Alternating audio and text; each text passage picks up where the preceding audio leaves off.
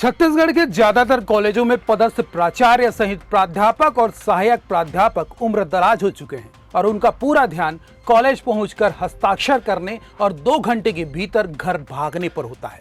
तो बड़ी सच्चाई यह है कि लगभग कॉलेज अतिथि व्याख्याताओं के भरोसे ही संचालित हो रहा है, लेकिन नियमित प्राध्यापकों की मनमानी और हिटलरशाही रवैया की वजह से उनका असल काम प्रभावित हो रहा है। उस पर उन्हें पढ़ाई के बजाय दूसरे कामों में इस तरह व्यस्त कर दिया जाता है, जिसकी वजह से छत्तीसगढ़ में उच्च शिक्षा की गुणवत्ता प्रभावित होने लगी है, जिसके चलते छत्तीसगढ़ में विष्णुदेव सरकार ने एक बड़ा फैसला लिया है। नमस्कार, CGNN लाइव में आपका स्वागत है। आपके साथ मैं हूं अभिषेक दुबे।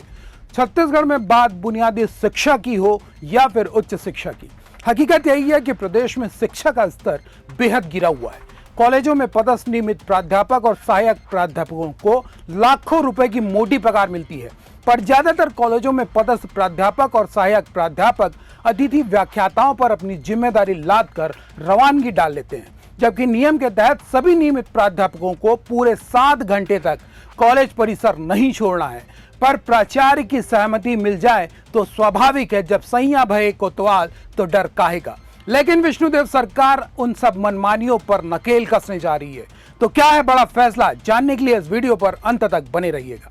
यह सच है कि जब बुनियाद मजबूत होता है तो इमारत गगन को भी छू सकती है, लेकिन छत्तीसगढ़ में शिक्षा की बुनियाद ही इतनी कमजोर है तो उच्च शिक्षा का स्तर बेहतर होगा सोचना भी बेमानी है। लेकिन दूसरी बड़ी सच्चाई है कि प्रदेश में उच्च शिक्षा के छात्र छात्राओं का भविष्य संवारने में अतिथि व्याख्याताओं ने कोई कसर नहीं छोड़ी है, जबकि असल जिम्मेदारी उन नियमित प्राध्यापकों की है जिन्हें सरकार हर महीने लाखों रुपए केवल इस बात के लिए ही दे रही है ताकि वे प्रदेश के कॉलेजों में पढ़ने वाले छात्र छात्राओं के भविष्य को गर्त में ना धकेलें।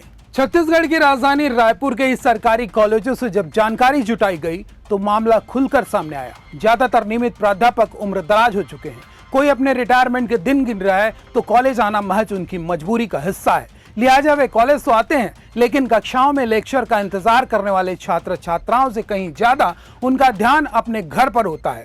कॉलेज में कदम रखे 2 घंटे भी नहीं होते, उन्हें घर जाना होता है। तो कई प्राध्यापक ऐसे भी हैं जिनकी पोस्टिंग तो उच्च शिक्षा विभाग में हुई, पर उम्र के 62वें वर्ष तक प्रतिनियुक्ति पर डटे रहे और अब रिटायरमेंट के बचे 3 साल काटने के लिए उनकी वापसी उच्च शिक्षा विभाग में कर दी गई है, जिसके चलते ना तो उनका पढ़ाई से कोई वास्ता है और ना ही ऐसे लोग छात्र छात्राओं के भविष्य का ख्याल रख पाते हैं।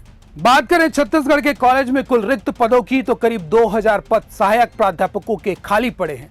छत्तीसगढ़ के सरकारी कॉलेजों में 16 साल में तीसरी बार असिस्टेंट प्रोफेसरों की भर्ती की सुगबुगाहट है, जिसके मुताबिक वित्त विभाग ने 700 पदों के प्रस्ताव को मंजूरी दे दी है, जिसमें से 625 पद सहायक प्राध्यापकों के लिए है। इसमें सबसे ज्यादा करीब 250 पद कॉमर्स के लिए हैं।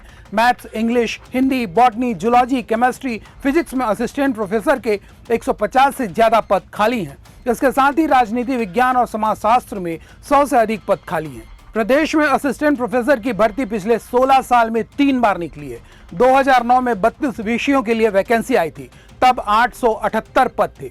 2014 में 27 विषयों के लिए 966 पदों की भर्ती आई थी। इसी तरह 2019 में 27 विषयों में 1384 पद थे। अब चौथी वैकेंसी के लिए अनुमति मिली है। पिछले तीनों वैकेंसी से इस बार पद काफी कम है। इस पर उच्च शिक्षा मंत्री टंकराम वर्मा का कहना है कि मुख्यमंत्री विष्णुदेव साय और वित्त मंत्री OP चौधरी से लगातार चर्चा की जा रही थी।